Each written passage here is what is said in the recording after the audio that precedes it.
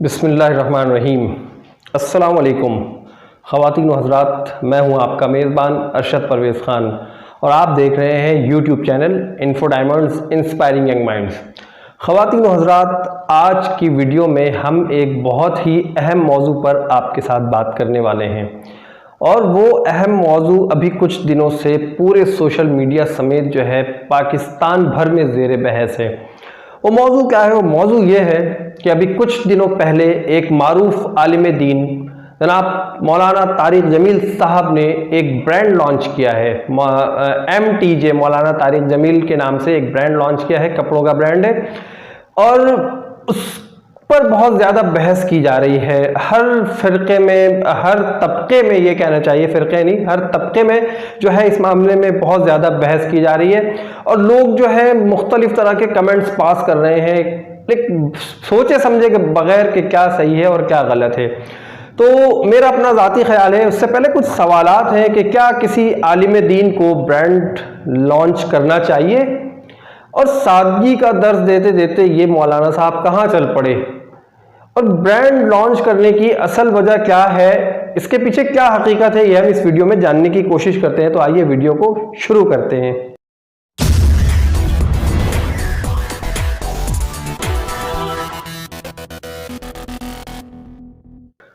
जी तो ख़वातीन व हज़रात, सबसे पहला सवाल कि मौलाना साहब को ब्रांड लॉन्च करने की क्या ज़रूरत पेश आ गई।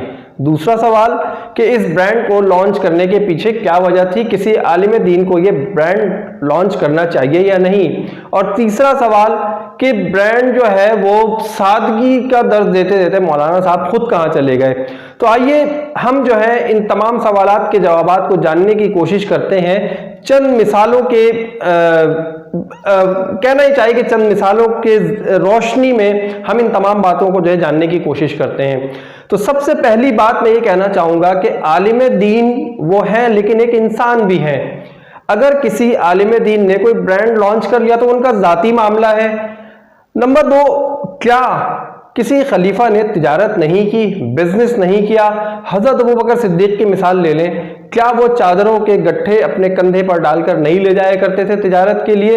वो उस वक्त के असरी तकाज़ों के मुताबिक तिजारत किया करते थे और इस वक्त हम 2021 में खड़े हैं। तो 2021 के असरी तकाज़ों के मुताबिक मौलाना साहब ने ब्रांड लॉन्च कर दिया और अपनी तिजारत का आगाज़ कर दिया। आप लोगों को ये बताता चलूँ कि बहुत सारे मेरे नाज़रीन इस बात को बहुत अच्छी तरह जानते होंगे कि मौलाना साहब कोई गरीब तबके से ताल्लुक़ नहीं रखते हैं, बड़े ज़मींदार किस्म के लोग हैं, अल्लाह का दिया हुआ बहुत कुछ है उनके पास। अच्छा, अब हम बात करते हैं कि सादगी का दर्ज देते देते मौलाना साहब किस तरफ चल पड़े।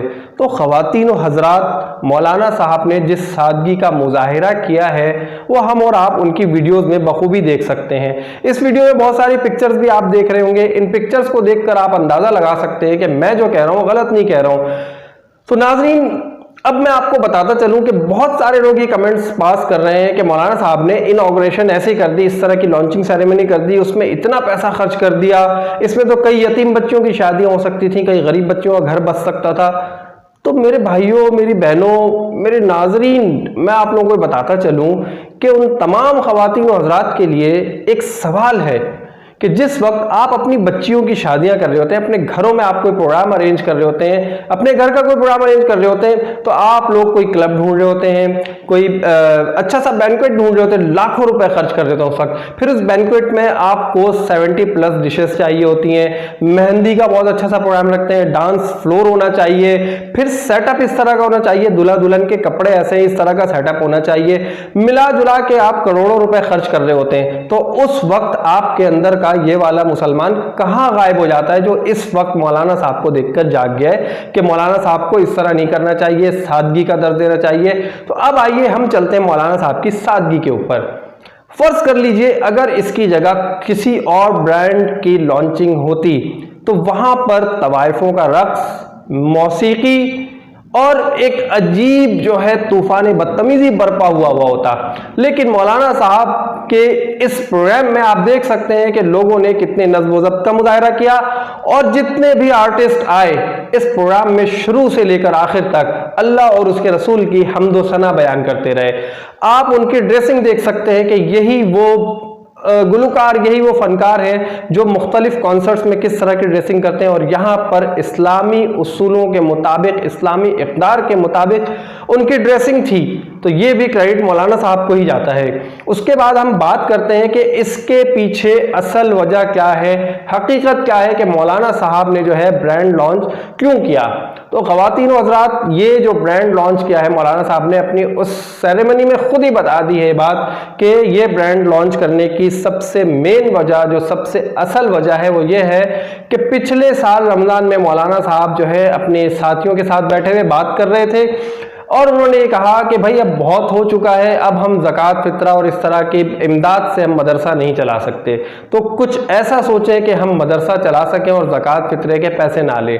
तो उस पर मौलाना साहब के साथ जो साथी उनके बैठे हैं, जितने इन्वेस्टर्स मौलाना साहब के साथ अभी, दरअसल अच्छा एक बात आपको यहाँ पर बताता चलूँ कि मौलाना साहब का ब्रांड यूज़ हो रहा है, नेम यूज़ हो रहा है, लेकिन इसके पीछे इन्वेस्टर कोई और हैं, डाइनर्स वाले हैं। जी आप लोगों ने देखा होगा कि डाइनर्स वाले हैं, उन्होंने बहुत ज़्यादा इसमें इन्वेस्टमेंट की है। तो इसी तरह इन्वेस्टर्स जो है उन्होंने कहा कि ठीक है, हम एक काम ये करते हैं मौलाना साहब कि आपके नाम से एक ब्रांड लॉन्च कर देते हैं। मौलाना साहब एक वेल नोन पर्सन है, देखें इस वक्त जो है मार्केटिंग बहुत ज्यादा उरूज पे, तो ये मार्केटिंग करना भी कोई गलत नहीं है। तो मौलाना साहब के नाम से ब्रांड लॉन्च कर दिया गया और लॉन्च करने के बाद जो है अब इसके ऊपर इन्वेस्टमेंट हो रही है और इसका जो प्रॉफिट आना है उससे वो मदारिस चलने हैं।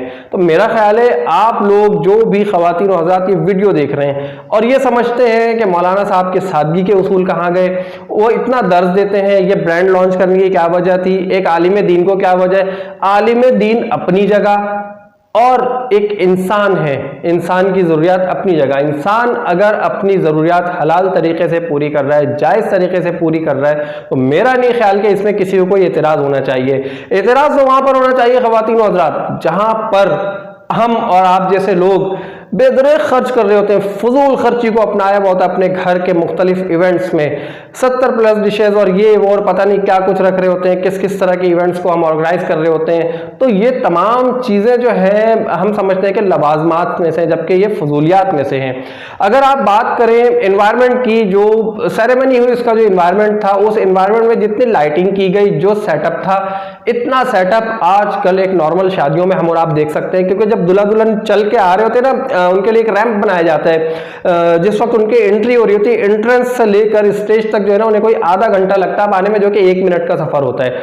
आधा घंटा क्यों लगता है? क्योंकि मुख्तलिफ करतब दिखाए जाते हैं, मुख्तलिफ डांस होता है, मुख्तलिफ चीजें उनसे कराई जाती हैं। फोटोग्राफर और वीडियोग्राफर जो है आके उनसे पता नहीं क्या कुछ करवा रहे होते हैं कि अब यहाँ घूम जाए, सीढ़ी पर रुक जाए। वैसे मैंने खुद बहुत सारी शादियां अटेंड की, उसमें जितनी लाइटिंग होती है उतनी लाइटिंग एक नॉर्मल सी बात है।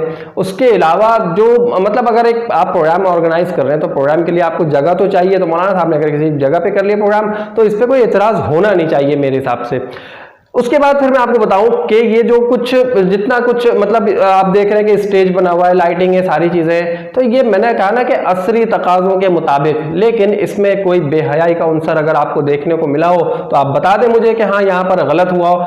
यहाँ पर शुरू से आखिर तक अल्लाह और उसके रसूल की हम्द व सना बयान की जाती रही, तो अल्लाह ताला कैसे इस कारोबार में बरकत नहीं देगा। अगर इसी जगह तवाइफों का रक्स हो रहा होता तो आप और मुझ जैसे कई लोग जो है उस प्रोग्राम में शिरकत करके अपने लिए बायसे फख्र समझते हैं कि भाई फला ब्रांड लॉन्च हुआ और हम उस सेरेमनी में गए, वहां पे फला गुलकार, वहां पे फला मतलब किस किस तरह की बातें हम कर रहे होते और बड़ा फख्र महसूस कर रहे होते। और आज अगर एक आलिम दीन ने, ऐसे शख्स ने जिसने कई लोगों की रहनुमाई की, जिसने दीन के लिए अपनी जिंदगी वक्फ कर दी, और हम और आप जैसे लोग उन पर तनकीद कर रहे हैं, शर्म आनी चाहिए हमें। उन पर तनकीद करने से पहले हमें अपने गिरबानों में झांकना चाहिए, झांक कर देखना चाहिए कि हम किस जगह पर खड़े हैं। और मौलाना साहब पे हम चले हैं तनकीद करने, तो तनकीद करने से पहले एक बार अपने गिरबान में जरूर झांकें। और अगर कहीं से शर्मिंदगी आपको महसूस होने लगे तो समझ जाइएगा अभी भी आपका ज़मीर जिंदा है, मरा नहीं है। अपना बहुत ख्याल रखिएगा इस दुआ के साथ कि अल्लाह ताला मौलाना साहब के कारोबार में बरकत दे और हमारे और आपकी रोज़ी में बरकत दे, और हमें इस तरह के